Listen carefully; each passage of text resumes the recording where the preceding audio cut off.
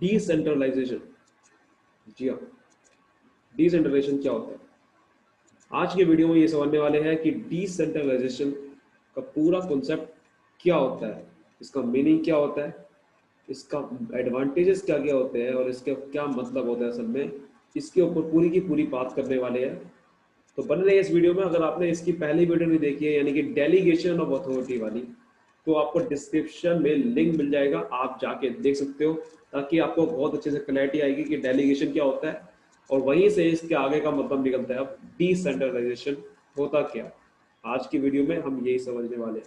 तो चलिए बिना कोई देरी के स्टार्ट करते हैं। डिसेंट्रलाइजेशन क्या होता है? डिसेंट्रलाइजेशन एक आपने नाम सुना होता है, सेंट्रलाइजेशन। और सेंट्रलाइजेशन का ही मतलब से एक कट के बना हुआ है डिसेंट्रलाइजेशन, मतलब कि यहाँ से अगर हम मतलब निकाल लेते हैं सेंट्रलाइजेशन, अब आगे क्या लग गया, डी लग गया, इसका मतलब जब सेंट्रलाइजेशन नहीं होता। सेंट्रलाइजेशन मतलब क्या होता है कि आपकी जो अथॉरिटी है वो एक जगह पे सेंटर्ड है, यानी कि सिंगल अथॉरिटी है, एक के पास ही अथॉरिटी है। तो कह सकते हैं कि रिस्ट्रिक्टेड अथॉरिटी कह सकते हैं इसके, कि एक जगह पे रिस्ट्रिक्ट हो रखी अथॉरिटी, यानी कि सिर्फ टॉप लेवल के पास अथॉरिटी है और किसी का अथॉरिटी नहीं है। सारी अथॉरिटी सारी पावर एक जगह के पास है, किसी के पास दूसरी पावर नहीं है। तो डिसेंट्रलाइजेशन मतलब क्या हो गया?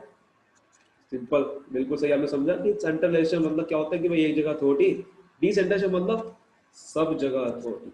अथॉरिटी को एक जगह पे रिस्ट्रिक्ट नहीं है, हर एक जगह पे अथॉरिटी है, हर एक जगह पे अथॉरिटी है। इसे कहते हैं डिसेंट्रलाइजेशन। ये कब कब हो सकता है अगर इसकी बात करें तो जब बहुत बड़ी ऑर्गेनाइजेशन है, जब बहुत बड़ा वाइड ऑर्गेनाइजेशन है, यानी कि जब बहुत ज्यादा लार्ज ऑर्गेनाइजेशन है या फिर ग्रोइंग कंपनी है जो कि डाइवर्सिफिकेशन हो रहा है, वहां पर ये लार्ज ऑर्गेनाइजेशन में काफी ज्यादा डिसेंट्रलाइजेशन की जरूरत पड़ती है।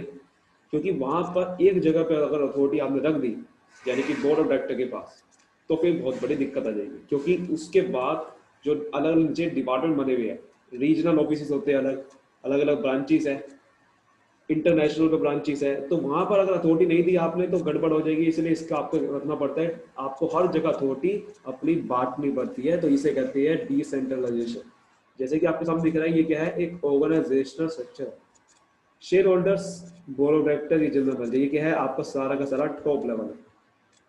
सेंट्रलाइजेशन में क्या होता है कि इनके पास सिर्फ अथॉरिटी होती है, लेकिन डिसेंट्रलाइजेशन में क्या करा इन्होंने, अपनी अथॉरिटी को बांट देगा।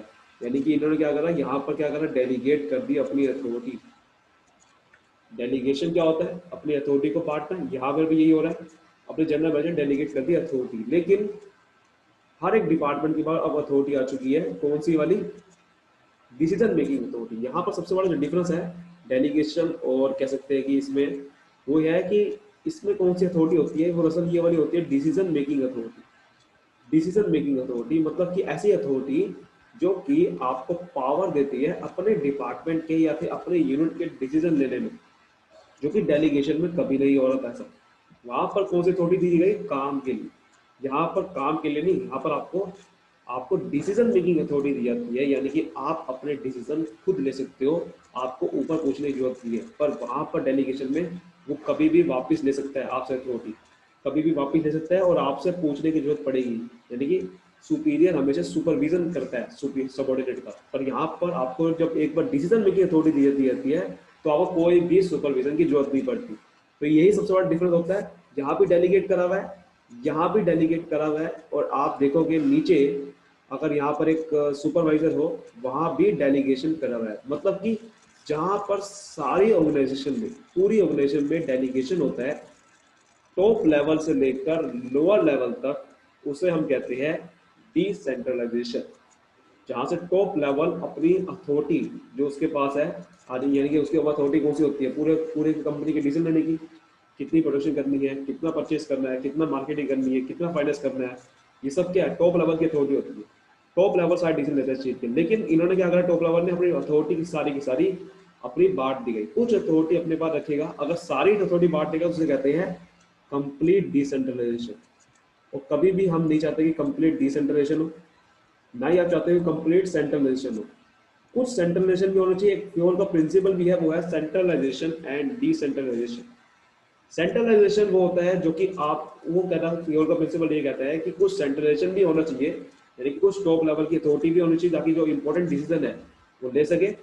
लेकिन डिसेंट्रलाइजेशन भी होना चाहिए। तो यहाँ पर वही वाली बात हो रही है, डिसेंट्रलाइजेशन में सारा कुछ होगा, टॉप लेवल कुछ अथॉरिटी रहेगी लेकिन बाकी अथॉरिटी सारी की सारी बांट देगा टॉप लेवल।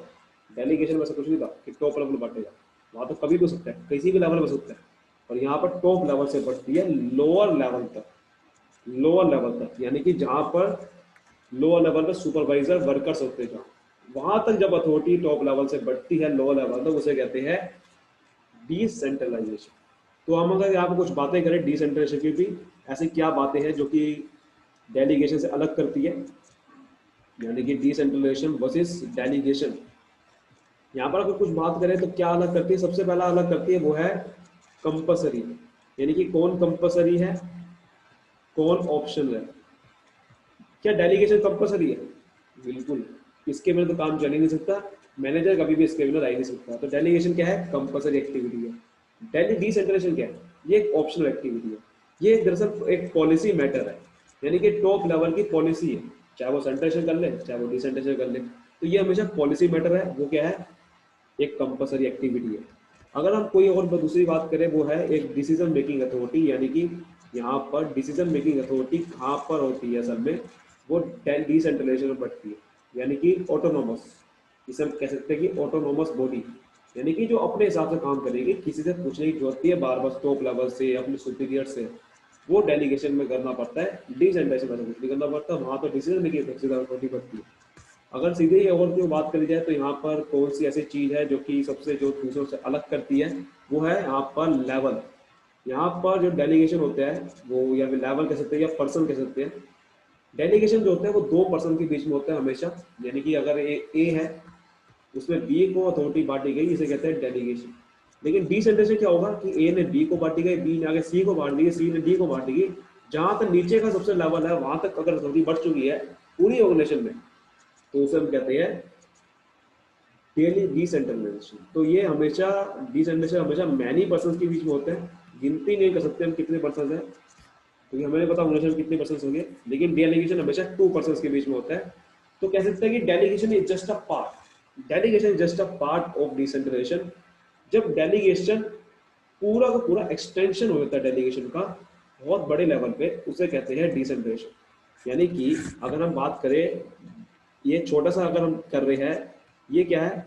एक डेलीगेशन है, लेकिन अगर डेलीगेशन को एक्सटेंड कर दे, डेलीगेशन को एक्सटेंड कर दे लो लेवल तक अच्छे तरीके से पूरा डेलीगेशन कर दे, तो वो सारा का सारा बन जाता है डिसेंट्रलाइजेशन। यानी कि decentralisation is the extension of delegation. ठीक है, decentralisation is the extension of delegation. तो ये सबसे ज्यादा एक इम्पोर्टेंट पॉइंट यहाँ पर निकलता है, जिससे दो यहाँ पर इन दोनों का यहाँ पर रिलेशन निकलता है कि डिसेंट्रलाइजेशन अगर हम बताएं तो क्या होता है, तो डेलीगेशन का पूरा एक्सटेंशन होता है, डेलीगेशन होता है, पर फर्क सबसे बड़ा एक और होता है, वो है डिसीजन मेकिंग अथॉरिटी का।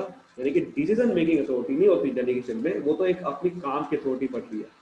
तो ये डिसीजन एक पॉलिसी मैटर है, डेलीगेशन एक कंपल्सरी एक्टिविटी। ये कुछ था डिफरेंस, इसके ऊपर मैंने एक ऑलरेडी एक बहुत बड़ी वीडियो बना रखी है, बहुत बढ़िया वीडियो है वो, जहाँ से आपको पूरा मतलब समझ में आ जाएगा कि असल में डिफरेंस होता क्या है।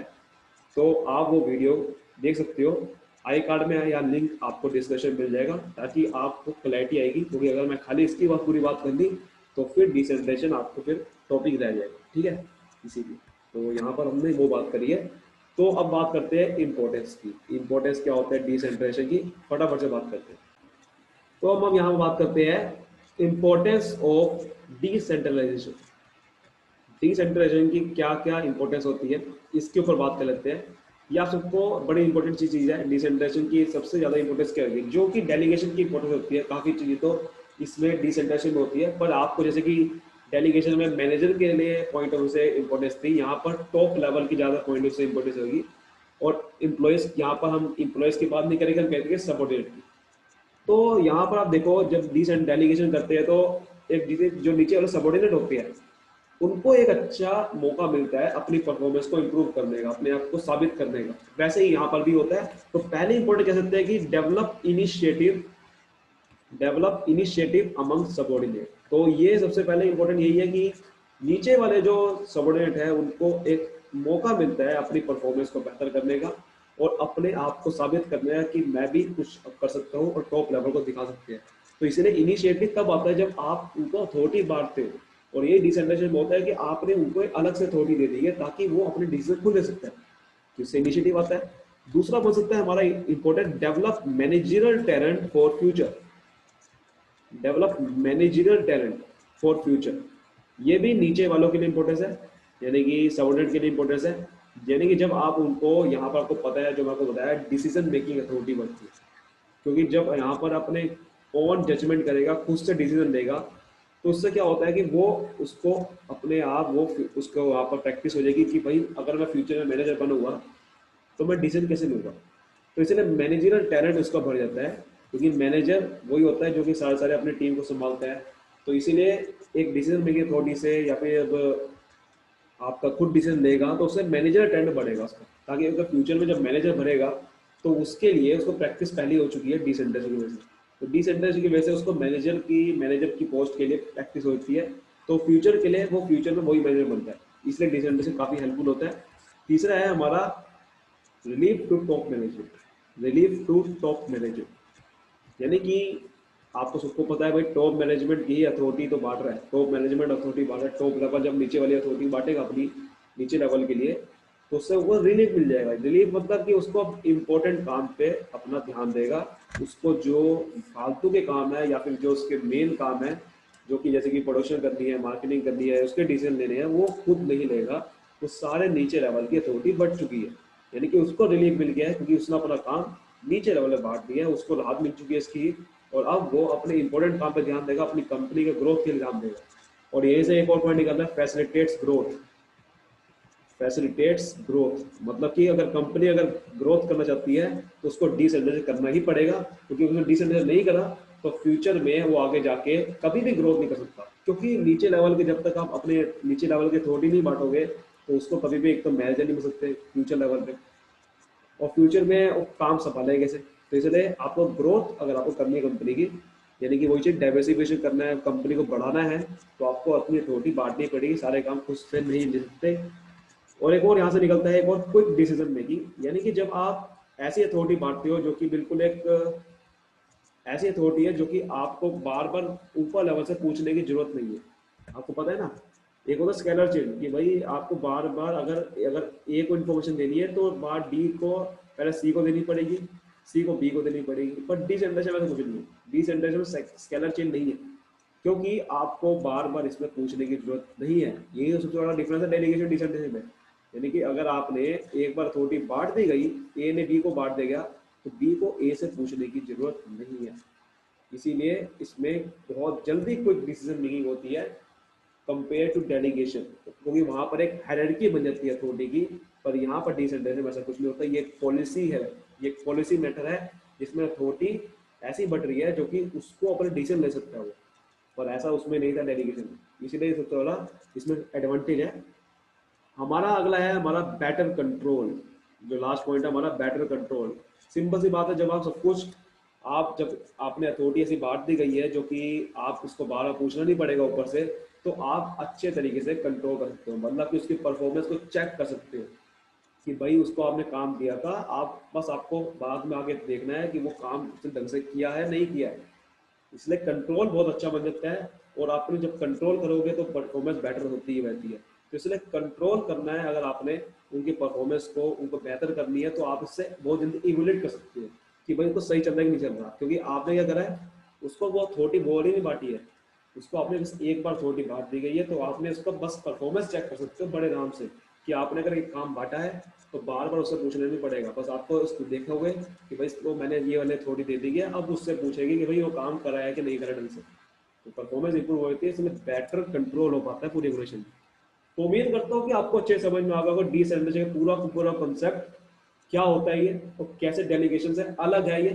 डिसेंट्रलाइजेशन एक पॉलिसी मैटर है, जिसमें ऐसी पॉलिसी है जिसमें पूरी अथॉरिटी टॉप लेवल अपनी बांटता है, ताकि उसको बार बार सुपरविजन देनी नहीं पड़ेगी नीचे वाले बंदों को। वो एक बार अथॉरिटी बांट दी गई, वो अपने डिसीजन खुद लेंगे। लेकिन डेलीगेशन में एक हायरार्की ऑफ अथॉरिटी मिल जाती है, जिसमें क्या होता है कि अगर सबसे टॉप लेवल से बात करनी है तो बार बार पूछना पड़ेगा, और यहाँ पर तो ऐसे डिसीजन मेकिंग अथॉरिटी ऐसी बांट दी गई है कि बार बार पूछने की जरूरत नहीं पड़ती। इसकी इंपॉर्टेंस की बात करें तो डेवलप इनिशिएटिव, हम सबऑर्डिनेट सबऑर्डिनेट में इनिशिएटिव लगता है, मैनेजर टेनेंट बढ़ता है उनका, क्योंकि आप अथॉरिटी से दे रहे हो, रिलीफ टू टॉप मैनेजमेंट हो जाता है, फैसिलिटेट ग्रोथ हो सकती है। ग्रोथ अगर कंपनी की करनी है तो इसलिए डिसीजन से बहुत जरूरी है। क्विक डिसीजन मेकिंग होती है, आपको पता है हायरार्की अथॉरिटी नहीं बन पाती है। बेटर कंट्रोल हो पाता है, आपकी परफॉर्मेंस को इंप्रूव कर पाते हो अपने नीचे लेवल की बंदों की। उम्मीद करता हूँ कि आपको अच्छे समझ में आ गया होगा। अगर इस समझ में अच्छे से आया तो इस वीडियो को लाइक करिए, चैनल को जो सब्सक्राइब करना और बेल आइकन जरूर दबाना ताकि आप ऐसी वीडियोस मिस ना कर सको। Thank you so much. मिलते हैं अगली वीडियो में, और देख लो पुरानी वीडियो देख लेना ताकि आपको अच्छे समझ में आ जाए। Thank you so much. चलो मिलते हैं अगली वीडियो में। Bye bye.